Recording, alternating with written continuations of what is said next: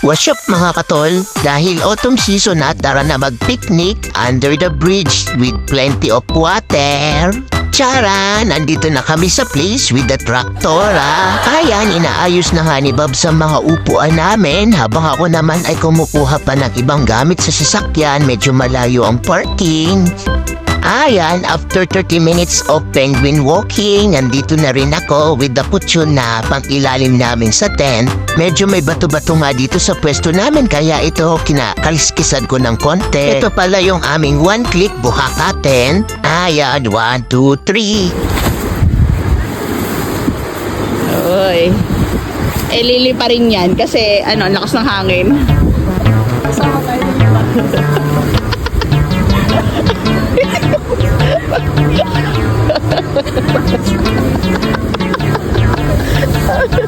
pumasok na sa loob.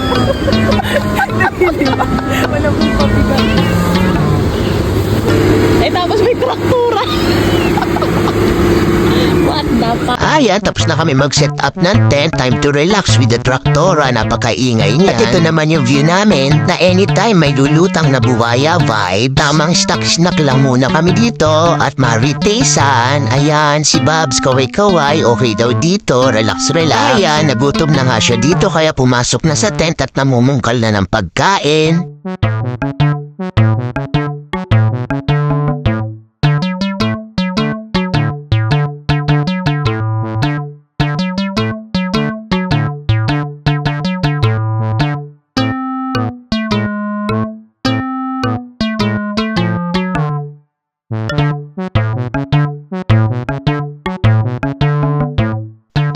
Ayan, pagkatapos nga kumain, nakaramdam kami ng antok kaya gusto namin muna mahiga dito sa loob ng tent kaso...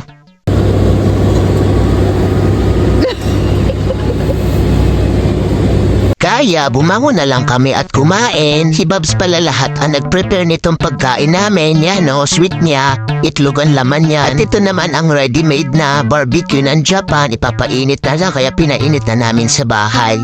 Ang sarap nito, matamis-tamis. Ayan, nagdikit pa kasi malamig na. Ang sarap ng ganitong banding pala. Salamat sa kapatid kong malakas ang trip na kahit papasok na ang winter ay nagaya pa mag-picnic. Pero sulit, ang sarap sa feeling, nakaka-relax talaga. Thanks Babs, love you. At dahil nabusog na nga ulit kami, nasa labas na uli kami ng tent at nagmamangmang. Tapos akong nananahimik na nagmamangmang, binasahan pa ni Babs ng libro kaya ayan, nakikinig din naman ako kahit hindi ko naman naiintindihan. Pagiging effective people daw, ayan, matulog na lang tayo para effective ang paglaki natin. Halos kasya lang ako sa tent, partida tuwid na tuwid pa po niyan. Ba't ka tinga ng tinga? At nagmumukha kang unggoy sa pagtitinga.